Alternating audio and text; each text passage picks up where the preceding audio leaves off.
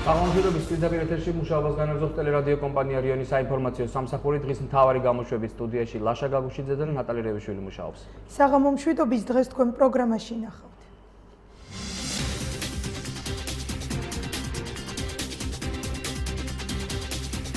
ნარჩენების მართვის კოდექსი 2 დღეში ამოქმედდება, დეტალები თვის ამბებში. სანქციები უნდა გამკაცრდეს, იმიტომ რომ ძალიან უდიერად მსხვილგულოდ ვექცევით იცით ბუნებას გარემოს. რაც გულისხმობს სისხლის სამართლის კოდექსის შესატანიცვლება ნახეთ რამდენიმე წუთში. კანონ პროექტი ნიშნავს, რომ ამ ქვეყანაში სამართლიანობის აღდგენა პირდაპირ წესით გადის ივანიშვილ ღარიბაშვილის რეჟიმის გაძლიერებაზე. ხმაურიანი გამოსახლებების სერია ქუთაისში გრძელდება. გაიგეთ საინფორმაციო პროგრამაში. აპუაცი ახის ძირში რო აგდებთ ამ ქალს. მითხარით და კერძო იპოთეკარი რომელიც ბიუჯეტის ქურდი არის, ბიუჯეტს ფულებს რომ ფარავს. აი იმის ინტერესებს იცავთ. ხმაურიანი გამოსახლება ქუთაისში ნიკიას ქუჩაზე მცხოვრები იზაბელა ლეჟავა ბინის გარეშე დარჩა. კერძო იპოთეკარმა მას ბინა დააცლევინა. ოჯახი დახმარებას ითხოვს. აპუაცი ახის ძირში რო აგდებთ ამ ქალს. მითხარით და კერძო იპოთეკარი რომელიც ბიუჯეტის ქურდი არის, ბიუჯეტს ფულებს რომ ფარავს. აი იმის ინტერესებს იცავთ და მოსახლეობას სახელმწიფო არ არის ეს? სახელმწიფო მოსახლეობიდან შემდგარი არ არის? იცით ყველა რომ ეს საკითხი მოგვარებადი არის. ხმაურიანი გამოსახლება ნიკიას ქუჩაზე იზაბელა ლეჟავა დღეს კერძო მევახშემ საცხოვრებელი სახლიდან ძალის გამოყენებით გამოიყვანა, რასაც ხმაური მოყვა. Ისთვის არ მიშვებთ, გეკითხებით მე! რისთვის არ მიშვებთ, მე იქ რა ჩვენა იცით! რისთვის გამიშვით, მე ჩემს სახლში შემიშვით!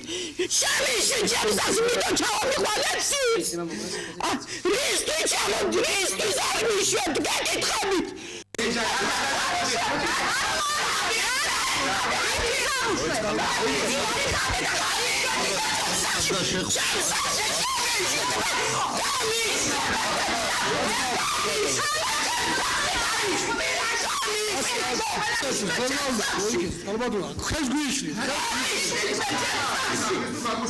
ამისინ ასე დემატოს სიმწრით გადავარჩინეთ დედა ეს იქანას ყიღამეს მოკდა დოუსკდა კაპილარები სისხლი დიოდა გასივდა ქალი იცოდა იმგენმა თავის თვალით ნახა იმ ჰიპოთეკარმა რომ ეს ქალი ცუდად იყო კლინიკაში ყოველთვის ვედიდებოდი ამ დღის დადგომას და ამიტომ გავიდა 2 წელიწადი და 5 თვე აი ეს უარ მომხდარიყო თავის ძროზე უნდა ეზრუნა როცა ფული მიქონდა ვის დაამსგავა 2 წელიწადი და 5 თვეა ბოლო მივიდა ამდენემდე რამდენჯერ ჩაატარა ეს კონცერტები რამდენჯერ 300 მიმართეთ მე რატომ მეკითხები თვითონ აღნიშნულია ყველაფერი ადგილზე მობილიზებული იყო საპატრულო პოლიცია და სასწრაფო სამედიცინო დახმარების რამდენიმე ბრიგადა. ექიმების დახმარება იზაბელა ლეჟავას დასჭირდა, რომლის ჯანმრთელობის მდგომარეობა მძიმეა. სასწრაფო დახმარების ექიმი ჩახავა შორენა მოვედი ადგილზე გამოძახებაზე პაციენტს აქვს ძალიან მაღალი წნევა და მდგომარეობა არის საკმაოდ მძიმე. ეს არის გამოწვეული ნერვული სტრესის მიხედვით. საერთოდ ნერვსი კეთილი, როცა არის გორიზონტალური მდგომარეობაში წამოწოლილი საწოლზე და იგი და ასე ექსტრემალურ შემთხვევებში ვაკეთებთ ფეხზედაც და დამჯდარზედაც, რაც დარღვევას ნიშნავს. კერძო იპოთეკართან სადა მოლაპარაკება ნიკიას მაჟორიტარმა დეპუტატმა ირმა პეტრიაშვილმა მევახშეს ბინის გაყიდვა 2 დღით შეაჩერებინა, თუმცა ლეჟავების ოჯახს ბინაში დარჩენა არ შეუძლია. ისინი ამ ღამეს სავარაუდოდ სადარბაზოში გაათევენ. ფაქტიურად უძლური ვართ იმის გამო, რომ კანონი არ არეგულირებს კერძო იპოთეკართან ურთიერთობას იმ კუთხით, რომ რაღაც კიდევ შეღავათები მიეცეს. ჩვენ უშუალოდ პირადი მოლაპარაკებების შედეგად მივიღეთ ის, რომ ვინც იყიდა ეს ბინა, ახლა დაკეტავს არც გაყიდის და არც საცხოვრებლად არ შევა, დაელოდება, ვიდრე მის თანხას კიდევ რაღაც გარკვეული პერიოდი არ გადაუხდიან. მაგრამ ახლა ყველაზე მთავარი პრობლემა ის არის, რომ ქუჩაში დარჩენილი ადამიანი არ აღმოჩნდეს ღიაცის ქვეშ და ყველასგან მიტოვებული და ამიტომ საჭირო არის, რომ დროებითი თავშესაფარი მაინც მოუძებნოთ ამ ადამიანს, რომ არ იგრძნოს მიტოვებულად, სულ მიტოვებულად სახელმწიფოსგან თავი. იზაბელა ლეჟავა ნიკიას ქუჩაზე სამოთახიან ბინაში შვილებთან, რძალთან და შვილიშვილებთან ერთად ცხოვრობდა. როგორც ხედავთ, ოჯახი უკვე გამოსახლებულია, სახლის დაცლილია, ლეჟავების ოჯახს კი ღამის გათევა ღიაცის ქვეშ მოუწევს. ჩხრეკის ჩატარება ორდენის გარეშე ცვლილებას სისხლის სამართლის საპროცესო კოდექსში შედის. ცვლილების დადებით და უარყოფით მხარეებზე ექსპერტები და პოლიტიკოსები საუბრობენ. რას ფიქრობს საზოგადოება და რატომ გახდა აუცილებელი ინიციატივის შემოტანა. მართველი გუნდის პოზიციები ნახეთ ჩვენ სიუჟეტში. სამართალდამცავებს ჩხრეკის ჩატარება ორდენის გარეშე შეეძლებათ. ცვლილებების სისხლის სამართლის საპროცესო კოდექსში შედის. ინიციატივას უარყოფითად აფასებენ საქართველოს ახალგაზრდა იურისტთა ასოციაციაში. საქართველოს ახალგაზრდა იურისტთა ასოციაცია უარყოფითად აფასებს ამ ცვლილებას.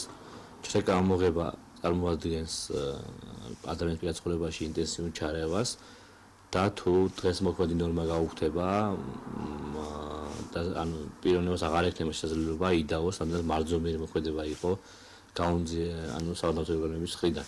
ეს ქმნის საფრთხეს და რისკს იმისა, რომ საავადმყოფო ორგანოების წარმომადგენელთა მხრიდან მოხდება შესაძლებელია მოხდეს თვითნებობა და აპელირება იმაზე, რომ არ არსებობს გადაუდებელი აუცილებლობა და მოხდეს ადამიანის პირადი ცხოვრების და კონსტიტუციური უფლებების უხეში ჩარევა. ორდენის გარეშე ჩხრეკის ჩატარების საკითხს გამოეხმაურენ ნაციონალურ მოძრაობაშიც. გიათებ დურაძის განცხადებით, თუ კანონს მიიღებენ, ეს ივანიშვილის სურვილებს შეუწყობს ხელს და მოქალაქეებს რიგ პრობლემებს შეუქმნის. ეს კანონპროექტი ნიშნავს, რომ ამ ქვეყანაში სამართლიანობის აღდგენა პირდაპირ წესით გადის ივანიშვილ ღარიბაშვილის რეჟიმის გაძლიერებაზე და სამართალდამცავი სტრუქტურებისთვის ყველანაირი დამატებითი ბერკეტის მიცემაზე, იმისათვის რომ მათ თავიანთი შეხედულებისამებრ მოახდინონ ადამიანთა უფლებების დისკრედიტაცია და ზოგადად ადამიანთა დისკრედიტაცია. ვფიქრობ, რომ აი ამ კანონპროექტის მიღების შემთხვევაში პრაქტიკულად საქართველოში ადამიანის უფლებების დაცვაზე საუბარი არის მხოლოდ ყოველგვარ საფუძველსა და არგუმენტაციას მოკლებული, ამიტომ საპარლამენტო უმცირესობა არავითარ შემთხვევაში არ დაუჭერს აი ამ კანონპროექტს მხარს და ვფიქრობ, რომ ეს კანონპროექტი არის მხოლოდ იმის მანიშნებელი, რომ საქართველოში იწყება ავტორიტარული რეჟიმის კიდევ ერთი საფეხურით განვითარებისა და ფეხბურთის ახალი ეტაპი. ცვლილებების თანახმად გადაუდებელი აუცილებლობის შემთხვევაში ჩატარებული ჩხრეკა ამოღებისას გამომძიებლის მიერ შესაბამისი დადგენილების გამოტანა საჭირო აღარ გახდება. ასეთ დროს საკმარისი იქნება გამომძიებელმა მოქალაქეს ზეპირად განმარტოს ჩხრეკესა და ნივთმტკიცების ამოღების საფუძვლები. კანონპროექტის ერთ-ერთი ავტორი გედევან ფოფხაძე განმარტავს, რომ ცვლილებები აუცილებელია. მიზანი ჩვენი როგორც კანონმდებლობის ამ შემთხვევაში არის, რომ არ შეეშალოს ხელი პროცედურას და არ შეექმნას დამნაშავეს იმის შესაძლებლობა, რომ პროცედურული დარღვევების გამო ეჭვქვეშ დააყენოს თვითონ სამართლებრივი მხარე განხორციელებული ღონისძიებების და თუ კრიმინალთან ბრძოლის პარალელურად ჩვენ ვინმეს ადამიანის უფლებების ვინმეს პრობლემას ან საფრთხეს შევქმნით, ახლა ეს რა თქმა უნდა წინასწარ უნდა დავიწყოთ ამისაგან თავი და ესეთი რედაქცია უნდა იყოს, სადაც ამისი ორნაირად გაგების შესაძლებლობა არ იქნება. ცვლილებების შესახებ საზოგადოება მეტნაკლებად ინფორმირებულია, ისინი ფაქტს უარყოფითად აფასებენ. თქმა უნდა, თანახმარავ ვარ და წინააღმდეგი ვარ მაგისი, მაგრამ ვცდილობ რომ ახსნა მიუძებნო ამ გადაწყვეტილებას. მე მგონი დღევანდელ დღეს მდგომარეობით, რაც მდგომარეობაში დღეს საქართველოს ასეთი აუცილებლობა არ იყო. მე მგონი არასწორი არის ეს გადაწყვეტილება, იმიტომ რომ მაგ შემთხვევით შეიძლება სხვა უბრალო იმანაც ისარგებლოს, ამიტომ უნდა გქონდეს ყველა მილიციის თანამშრომელი იქნება პასუხისმგებელი პირი, რაიმე დამადასტურებელი ნიშანიც და ორდერიც, რომ მოვიდეს და ჩვენი ოჯახი გააკონტროლოს და გაჭრილოს. ეხლა აუცილებლობა დაკავშირებულია იმასთან შეფარდებით, რომ თუ არ იქნება მერე დარღვევები. ხო შეიძლება გამოიყენოს იმ ჩხრეკის პიროვნება, ვისაც ევალება მიკერძოებულად თავისთვის თქვათ და დააზარალოს ვინმე, თორემ სინამდვილეში სწორი მიმართულებით უწავა კარგია. თუ კი ნამდვილად არ გამოიყენება ეს თანამშრომლების მხრიდან თავიანთ სასარგებლოდ, რა თქმა უნდა, მისასალმებელია და იმედი გვაქვს, რომ სწორი მიმართულებით წავა ეს გადაწყვეტილება. მე თუ მკითხავს, კაცი, მე არ ვიმხრობი მაგას. ორდერი უნდა გამოწერილიყო და იმის შემდეგ უფლება ჰქონდა სამართალდამცავი შესულიყო და დაეჭრიკა. ეხლა კი ბატონო, თქვა იყოს ეგ, მაგრამ ზოგი ბოროტად გამოიყენებს. ამას ადგება და გაჭრიკავს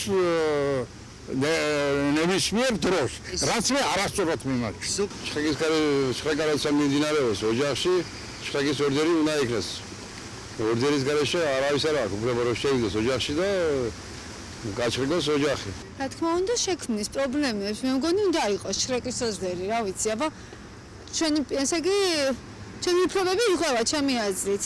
ორდერის გარეშე ნამდვილად არ შეიძლება რომელიმე ოჯახში შევიდეს და ჩხრეკა გააკეთოს. რა მოხდება სისხლის სამართლის კოდექსში შესატან ცვლილებებს და რამდენად გაამარტივებს სამართალდამცავების მუშაობას, ეს კანონის მიღების შემდეგ გამოჩნდება. 15 იანვრიდან ნარჩენების მართვის კოდექსი ამოქმედდება. კანონის აღსრულება საპატრულო პოლიციას ევალება, რატომ გახდა აუცილებელი კოდექსის შემოღება და რა რაოდენობის ჯარიმებზეა საუბარი, დეტალები ჟუკა ბანძელაძის სიუჟეტში. კიდევ ერთი ცვლილება, რომელიც საქართველოს კანონმდებლობაში ევროკავშირთან ასოცირების ხელშეკრულების ხელმოწერის შემდეგ გაჩნდა. ქვეყნისთვის დაკისრებული ვალდებულებების მიხედვით უნდა ამოქმედდეს ნარჩენების სწორი მართვის მექანიზმი. სპეციალურად შემუშავებული კოდექსი ძალაში მიმდინარე წლის 15 იანვრიდან შევა. ახალი რეგულაციებით 120 ლარით დაჯარიმდებიან იმ სატრანსპორტო საშუალებების მძღოლები და მგზავრები, რომლებიც ფანჯრიდან სხვადასხვა სახის ნარჩენებს გადაყრიან. კონტროლს საპატრულო პოლიცია განახორციელებს. საპატრულო პოლიცია და კერძოდ პოლიცია იმუშავებს თავის კომპეტენციის ფარგლებში. ამ ეტაპზე საპატრულო პოლიციის მხედველობის არეში მოხდება ყველა ის სატრანსპორტო საშუალება, რომლის ფანჯრიდანაც იქნება გარემოს დაბინძურების მცდელობა. ეხება ეს სიგარეტის ნამწვავს, კვების პროდუქტის ნარჩენებს, ცარიელ ბოთლებს და დანარჩენ ამგვარ ნივთებს. ესეთი ქმედება დაჯარიმდება 120 ლარის ოდენობით ჯარიმი. ნარჩენების მართვის კოდექსის ამოქმედებას დადებითად მიიჩნევენ გარემოს დაცვის საკითხებზე მომუშავე ორგანიზაციების წარმომადგენლები. ქეტევან ცხაკაიას თქმით, სიახლეებით ამ მხრივ მდგომარეობა ნაწილობრივ გაუმჯობესდება, რაც ქვეყანას ევროკავშირის სტანდარტებთან მიაახლოებს. ეს ძალიან მნიშვნელოვანი კანონია ჩვენი ქვეყნისთვის. დიდი ხანია ველოდებოდით ამ კანონს და ამ კანონის შედეგად უნდა ველოდოთ, რომ მკვეთრად გაუმჯობესდება გარემოს მდგომარეობა, ნარჩენების მართვის საკითხები უფრო სხვა დონეზე იქნება აყვანილი და შესაბამისობაში მოვა ევროკავშირის მოთხოვნებთან და განსაკუთრებით მნიშვნელოვანი იქნება ეს კანონი იმ ფონზე, როცა საქართველომ ხელი მოაწერა ევროკავშირთან ასოცირების ხელშეკრულებას. საკანონმდებლო ცვლილებებს აფასებენ რიგითი მოქალაქეები. ჩვენს მიერ გამოკითხული რესპონდენტები მიიჩნევენ, რომ გარემოს დაბინძურების გამო სანქციების გამკაცრება აუცილებელი იყო. ნამდვილად არის საჭირო, იმიტომ რომ ჩვენი ხალხი ძალიან მოუწესრიგებელია და ვართ ასე ჩვენ მივეჩვიეთ ამ ყველაფერს არ ვაქცევთ არაფერს ყურადღებას და მივდივართ უაზროდ. არ ვიხედებით გვერდზე და ამიტომ უნდა იყოს ნამდვილად. ისე გადმოუყრიან და ისე იგი რომ აი უნდა გიყვარდა შენი ქალაქი, ხო? შენი კუთხე, შენი ქუჩა, შენი უბანი და ამას ვერ ხედა. ძალიან კარგი მოხარული ვარ. სანქციები უნდა გამკაცრდეს, იმიტომ რომ ძალიან უდიერად მსხვილგულოდ ვექცევით, იცით, ბუნებას, გარემოს. აი ძალიან გული მტკივა, ახალგაზრდები რაიმეს აი მიირთმევენ, ძირს დაყრიან ქახალდებს. აი ნახეთ ხოლმე მზესუმზირა სავსია მზესუმზირით მოფენილი. კი, მისასალმებელია მასე თუ იქნება. აღარ იქნება სიმბიძურე ქალაქში. იმდა ყველა ვისაც რა მოხდება ხალხში ყველა გადააგდებს ასე ცელოფნებს ყრიან და არა მიზანს შეწევ. მისასალმებელია მაკანონის მიღება. კერძო ავტოტრანსპორტი და ნარჩენების გადაყრის შემთხვევაში ჯარიმდება მძღოლი, რომლის მართვის ქვეშ იმყოფება იმ მომენტში ავტომანქანა. საზოგადოებრივი ტრანსპორტის შემთხვევაში კი ჯარიმდება სამართალდამრღვევი მგზავრი. შინაგან საქმეთა სამინისტროს იმერეთის რაჭა-ლეჩხუმისა და ქვემო სვანეთის სამხარეო მთავარი სამმართველოს თანამშრომლებმა ქუთაისში განსაკუთრებით დიდი ოდენობით ნარკოტიკული საშუალებების შეძენა შენახვის ბრალდებით 1988 წელს დაბადებული მამაკაცი დააკავეს. სამართალდამცველებმა დაკავებულის პირადი ჭხრეკისას ნარკოტიკული საშუალება ამოიღეს. ნარკოლოგიური შემოწმებისას მას ნარკოტიკის მოხმარების ფაქტი დაუდგინდა.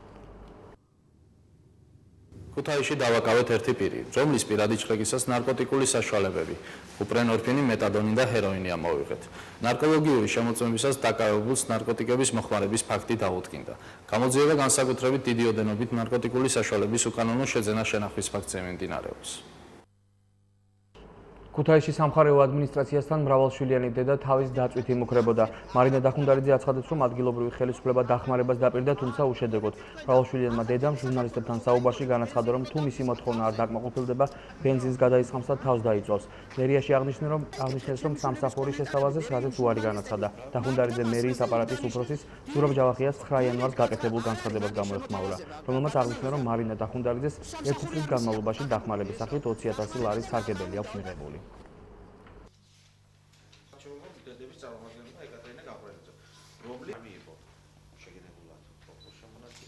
ქალაქის მერიამ გამოაქვეყნა ისეთი შემაძრწუნებელი ფაქტი ჩემი ოჯახის საწინააღმდეგოდ თითქოს მე 20,000-ები მქონდეს დახმარება მიღებული 1000 ლარი თვეში ღებულობდე არ მიმიღია მე ეს დახმარებები და თუ მაქვს მიღებული ყველაფერს აქვს თავისი ფორმა მოიტანონ დოკუმენტები დაადონ როდის მომცენ რა დროს მომცენ ეს დახმარება თუ ჩემი კუთვნილი ხელფასი ჩათვალეს იქ მე 46 წლის მუშაობის სტაჟი მაქვს ამ შენობაში და მე მუშაობდი არა მერიის და არა მაგათი თანამშრომლების გამო მერიაში მე მუშაობდი ხალხის საკეთილდღეოდ გაჭირებული გასაცოდავებული ადამიანების გვერდით ვიდექი ყოველთვის და ასე გაგრძელდება მუდმივად ჩემი უკანასკნელი სისხლის წვეთი დაიღრება აქ მე რომ ნახო ზია ჯავახია ან შესული მის სამუშაო ოთახში ან გამოსული და ქალაქის მერი საკრებულოს თავმჯდომარე სამივე დაუყოვნებლივ უნდა დატოვონ კაბინეტები ვერც უმუშევარი დამტოვებენ და ვერც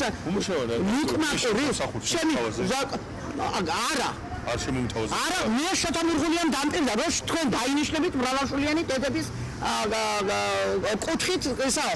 და მე რაც ციხიდან მოიყვანეს დედა, მე საკრებულოს ხდომაზე არ დამასწრეს და იქ დანიშნეს დილით. დილით არ არის მაგის შემოთავაზება ბატონო და სამსახური არ მინდა, ვინ კითხავთ, მაგ რო სამსახური არ მინდა. მანდა მაინც ის სამსახური მინდა. დიახ, ის მინდა, რასაც დამტირდა შეთამურღულია. ადგილობრივ თვითმმართველობაში ჩატარებულ კონკურსს არალეგიტიმურად მიიჩნევენ ევროპა ჩვენი სახლიას წარმომადგენლები. როგორც გია კოკაძემ დღეს გამართულ ბრიფინგზე განაცხადა, საკონკურსო საატესტაციო კომისიის თავმჯდომარემ უპირატესობა მხოლოდ ქართული ოცნების აქტივისტებს მიენიჭა. საკითხთან დაკავშირებით კომენტარისაგან თავი შეიკავა თავად კომისიის თავმჯდომარემ დავით დვალმა. მიღებულ ქულებს არავითარ მნიშვნელობა არ ქონია 42 მიიღებთ თუ 60 ქულას ფაქტი ერთი და იგივე რადგან პირადი სიმპათიისა და ანტიპათიის მიხედვით ინიშნებიან ადამიანები მე შემიძლია რამდენიმე გვარი ჩამოთვალო სადაც მაგალითად სერიოზული დვალი რადგან ჩვენსკენ იშვერს ხელს მე მას შევახსენე რამდენიმე გვარი ეს არის ლაშა ჭელიძე ანა კერესელიძე ეს არის იობაშვილი გიორგი რომელიც მისი პირადი პროტექციით დაინიშნა ასე მისი პირადი პროტექციით დაინიშნა ლუმინაძის მეშვეობით ეს არის გვარად დავით იობიძე ნადირაძე ლობირებდა თომიკე ლაბაძეს ტრანსპორტის სამსახურში ირაკლი ცხოდიანსა და საბინაოში ნუგზარ ხუციბერძეს ქალაქის მიერ და საერთოდ საბინაო სამსახური დაკომპლექტდა ქართული ოცნების სონდერებითა და აქტივისტებით. საქართველოს ესტონეთის პრემიერ-მინისტრი ეწვია. ტავი რივასი ქვეყანაში ესტონეთის ბიზნეს წრეების წარმომადგენლებთან ერთად ჩამოვიდა. ესტონეთის პრემიერი ქართველ კოლეგას პრეზიდენტსა და პარლამენტის თავმჯდომარეს შეხვდება. ვიზიტის ფარგლებში დაგეგმილია ბიზნეს ფორუმის გახსნაც.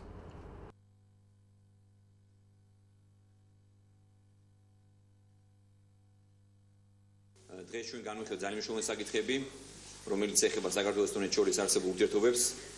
ჩვენ უკვე განვახორციელებთ ძალიან მნიშვნელოვანი პროექტები, ერთობლივი პროექტები და გვაქვს ჩვენ ძალიან წარმატებული პროექტები ყველა მიმართულებით და ჩვენ გვეგმავთ რომ გავააქტიუროთ ჩვენი თანამშრომლობა ეკონომიკურ და სავაჭრო მიმართულებით.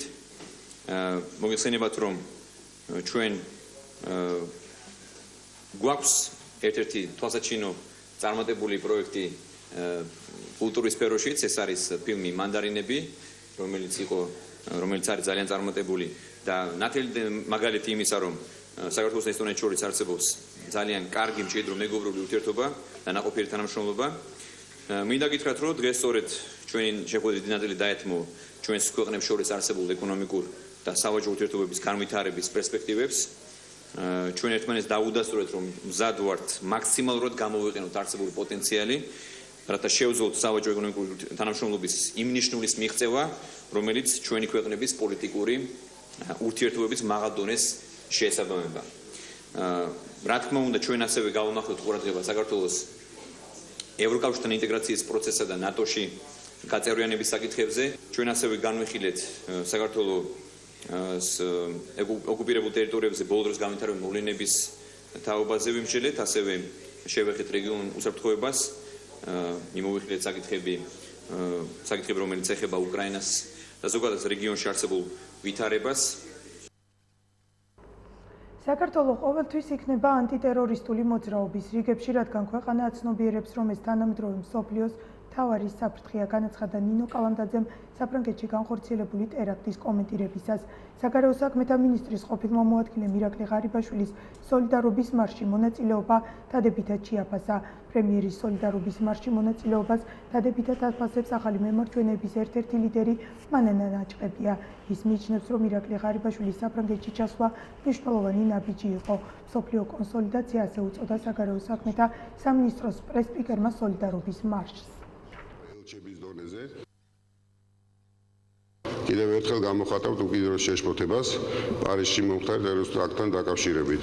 ეს იყო პრესის და თავისუფლების და პრესის და გამოხატვის თავისუფლების წინააღმდეგ განხორციელებული ბარბაროსული აქტი. მილიონიანმა მარშმა ერთად შეკრა საერთაშორისო თანამეგობრება.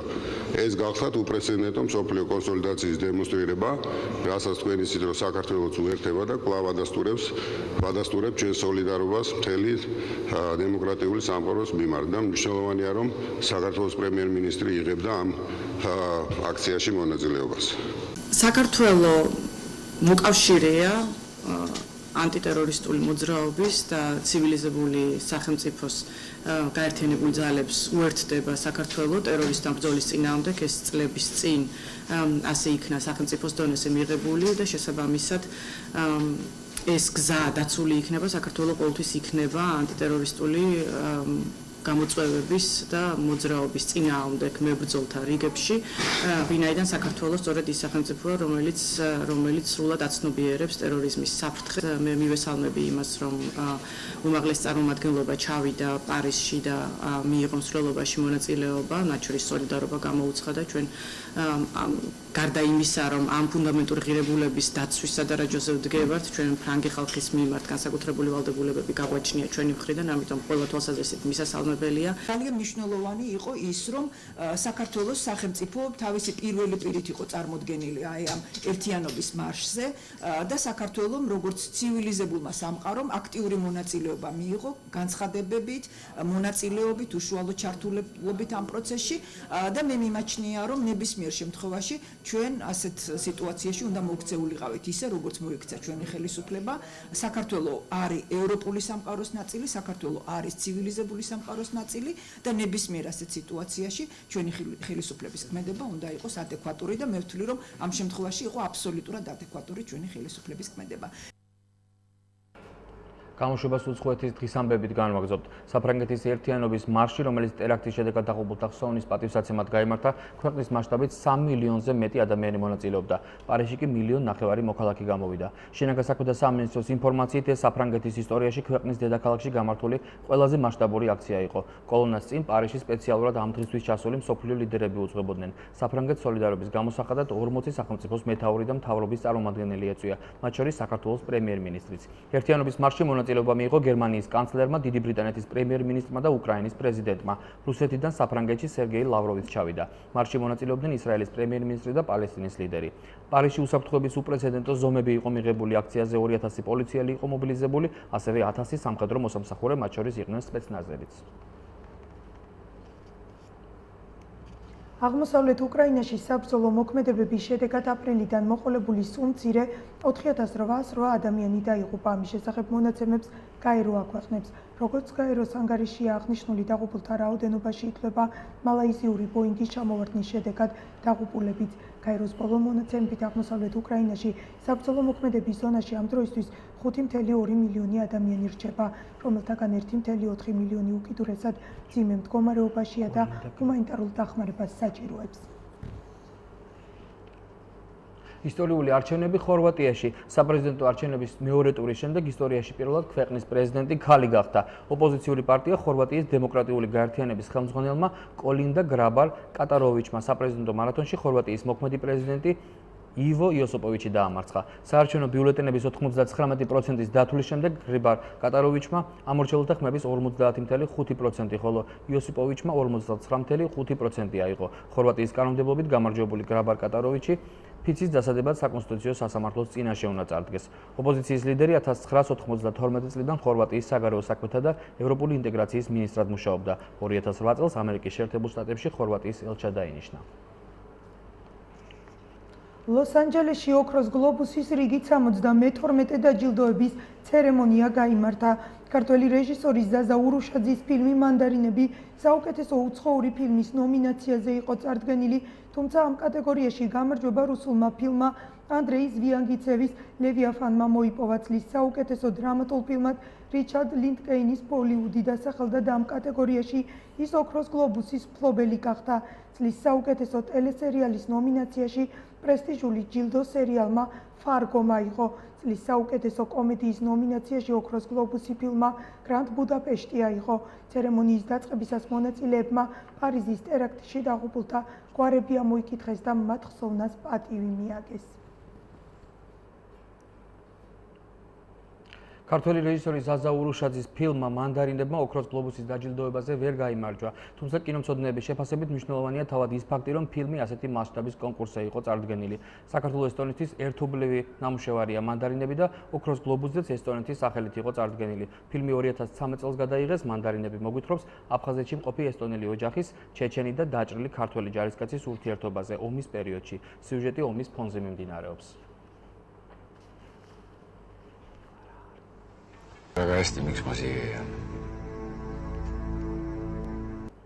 ალბათ ამ ოქროს გლობუსების დაჯილდოების ცერემონიას ქართული მაყურებელი განსაკუთრებულად ელოდებოდა, არა მარტო მაყურებელი, ზოგადად მთელი ჩვენი ქვეყანა, იმიტომ რომ პირველად არის რომ ქართული ფილმი, თუმცა ესტონეთის სახელით და არა საქართველოს სახელით, მაგრამ ქართული წარმოება და ქართული რეჟისორის მიერ გადაღებული ფილმი მოხვდა ოქროს გლობუსის დაჯილდოების ცერემონიალზე.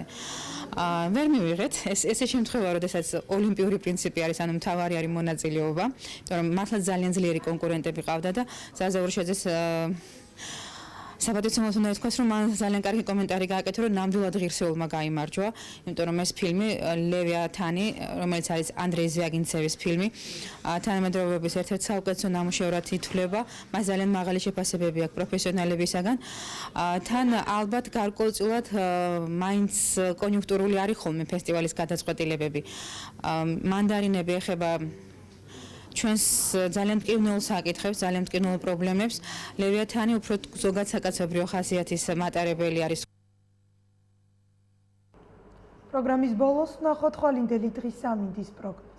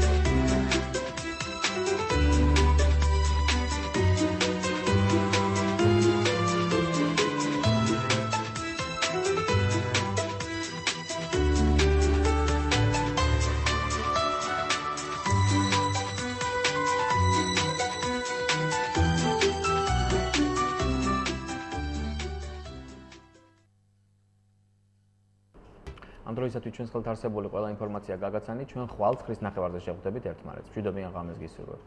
კარგად გრძანდებოდეთ, ნახვამდის.